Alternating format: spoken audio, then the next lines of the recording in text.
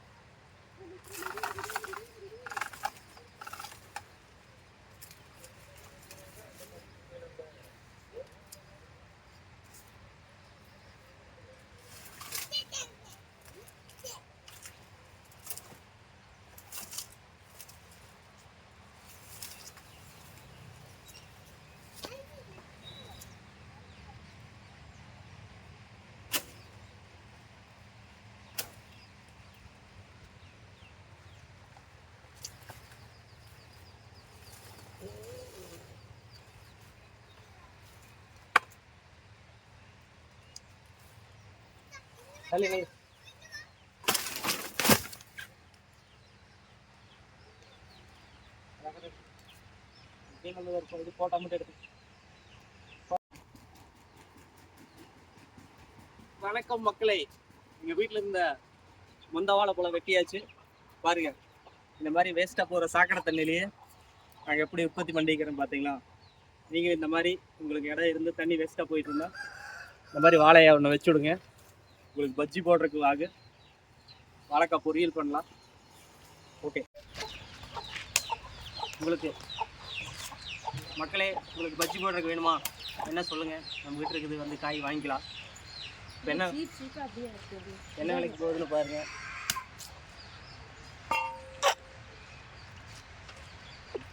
ஒரு கத்தி பார்த்தீங்களா, இந்த இலக்கத்தி, இந்த கத்தியெல்லாம் வச்சுருக்கிறீங்களா?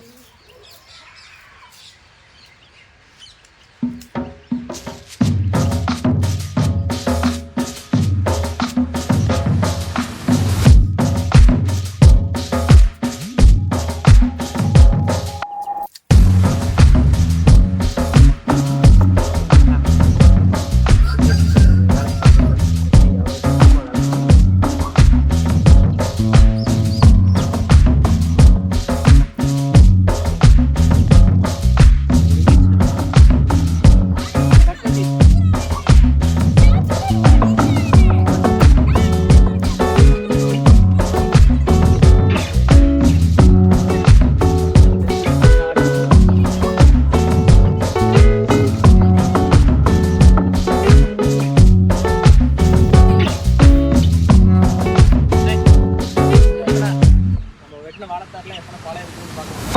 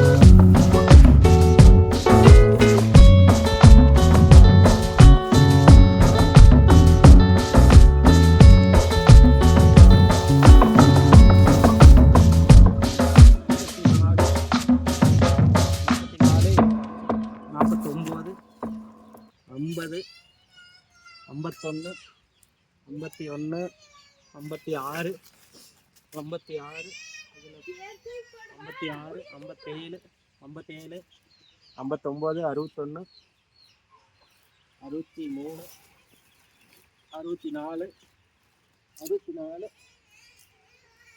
பார்த்தீங்கன்னா 64, 66, 68, 70, 72, 74,